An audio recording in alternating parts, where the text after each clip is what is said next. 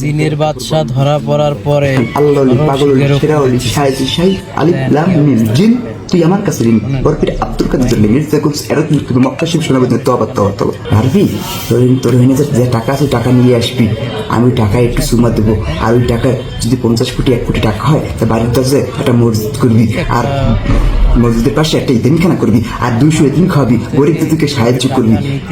পারবি যদি না পারো তাকে ওই টাকা তোর গায়েব হয়ে যাবে এখন মনে করো আমি ভিকটিম আমার তুই খাওয়াবি আমি কেমনে খাওয়াবি কিনে আমার বাড়ির দরজা আমি গিয়েছিলাম দরজা আটকে নিয়ে আমার দিকে আমি দরজা দিয়ে বের হওয়া লাগবে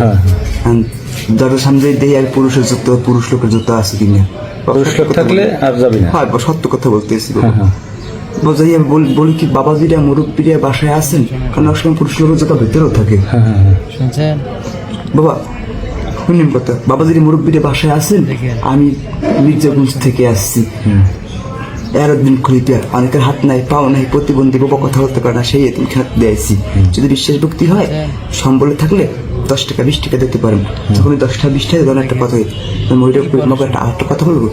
ওই মানে